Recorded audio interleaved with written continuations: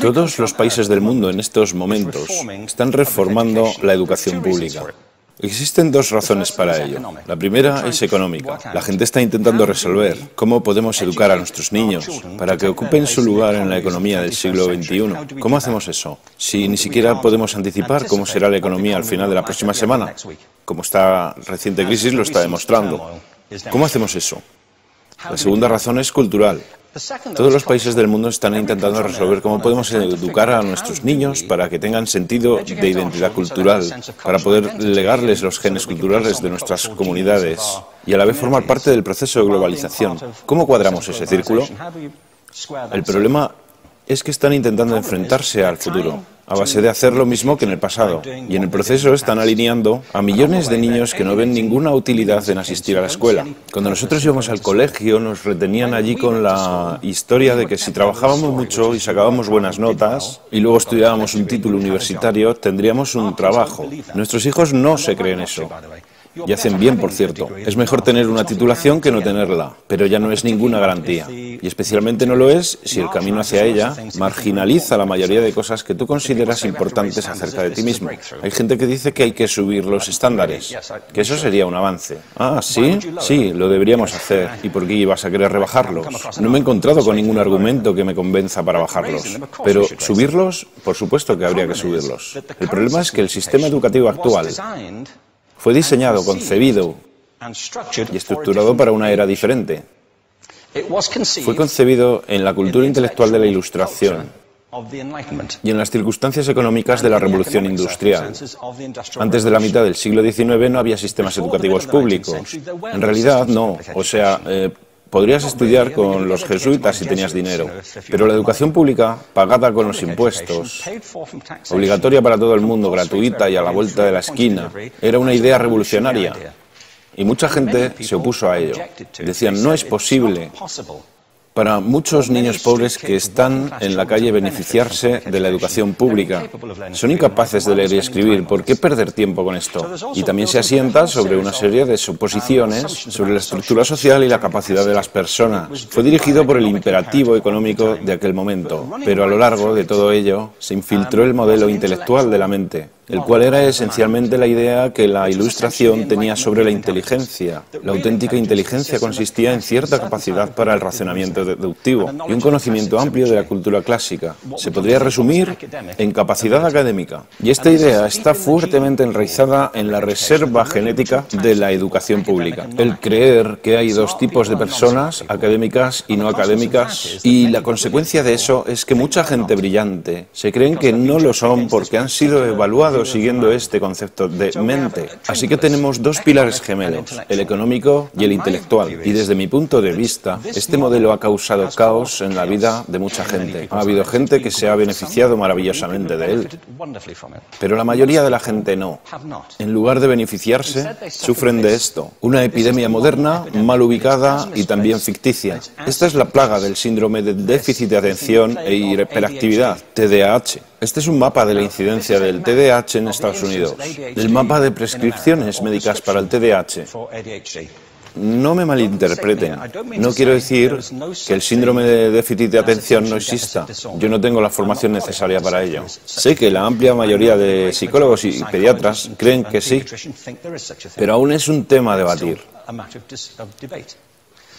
Lo que sí me consta es que no se trata de una epidemia. Estos niños están siendo medicados tan rutinariamente como a mi generación nos quitaban las amígdalas, por los mismos motivos caprichosos y por la misma razón, la moda de la medicina. Nuestros hijos están viviendo en el periodo más intensamente estimulante de la historia de la Tierra. Están siendo acosados con información y les están reclamando su atención desde todos los medios. Los ordenadores, los iPhone, las vallas publicitarias y cientos de canales de televisión. Y nosotros les penalizamos por distraerse. ¿Distraerse de qué?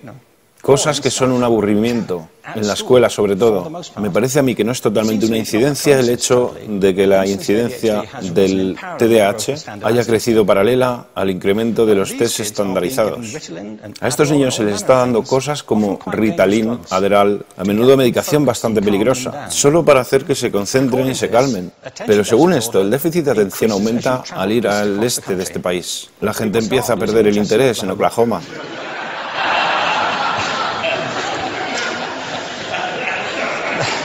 Ya casi no pueden pensar en Arkansas.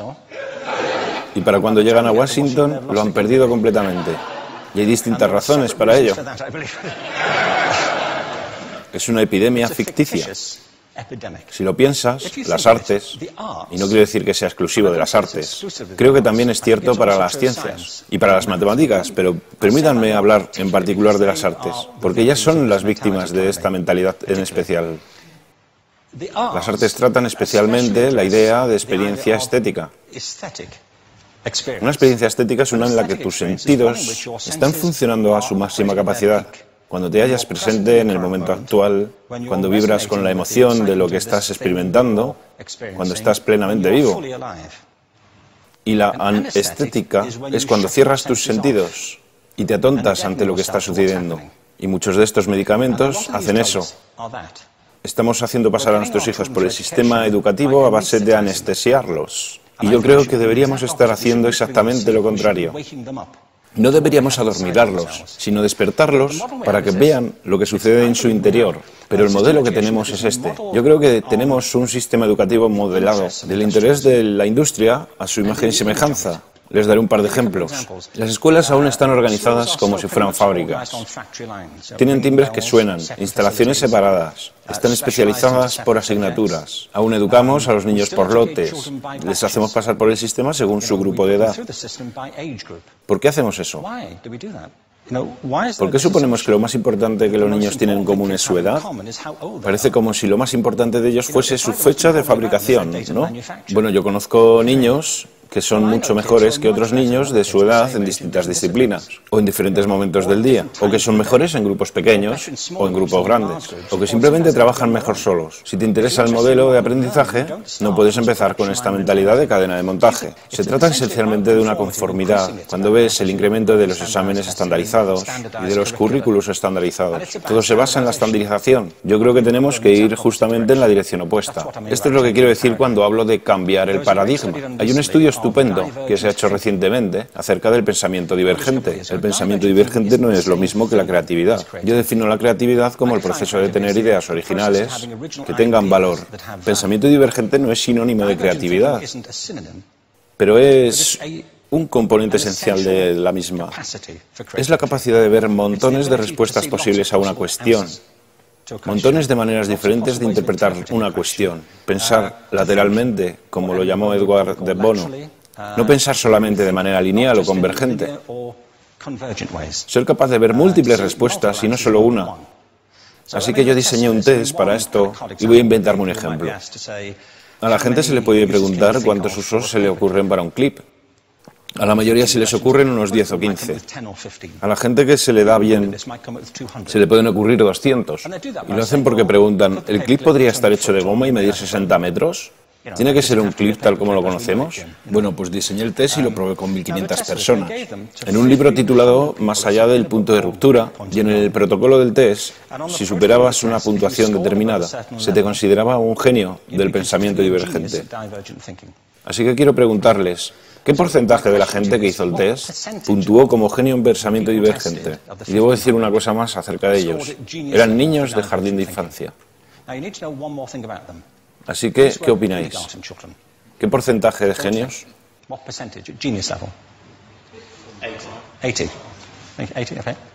98%. Bueno, la cuestión es que era un estudio longitudinal, así que los mismos niños volvieron a hacer el test 5 años después, en edades entre 8 y 10 años. ¿Qué pensáis? ¿50%? Volvieron a hacerles el test otra vez, 5 años más tarde, cuando tenían entre 13 y 15 años de edad. Y se observa una tendencia, ¿no? Bueno, esto nos indica algo interesante, porque se supone que tendría que ser al revés, ¿no? Empiezas no siendo muy bueno, pero mejoras a medida que te haces mayor. Pero esto demuestra dos cosas. Una es que todos nosotros tenemos esta capacidad. Y la otra es que esta capacidad se deteriora en general. Muchas cosas les han pasado a estos niños durante su crecimiento, pero yo estoy convencido que lo que más les ha influenciado es que a estas alturas ya han obtenido una educación académica. Se han pasado 10 años en la escuela, oyendo que solo hay una respuesta correcta. Esta es la parte de atrás del libro, pero no la mires. Y no copies, porque eso es engañar. Fuera de las escuelas, a eso se le llama colaboración. Esto no sucede porque los docentes así lo quieran. Es simplemente porque sucede así. Es porque se halla presente en la reserva genética de la educación. Tenemos que pensar de forma diferente acerca de la capacidad humana. Tenemos que superar esta vieja idea acerca de lo académico y lo no académico, lo abstracto, lo teórico, lo vocacional, y empezar a verlo como lo que es, un mito. En segundo lugar, tengo que reconocer que la mayor parte de las veces el buen aprendizaje se da en grupos y que la colaboración es lo que alimenta el crecimiento. Si atomizamos a las personas, las separamos y los juzgamos por separado, formamos una especie de desconexión entre ellos y su ambiente de aprendizaje natural. Y en tercer lugar, un asunto importante es la cultura de nuestras instituciones, los hábitos de estas instituciones y los hábitats que ocupan.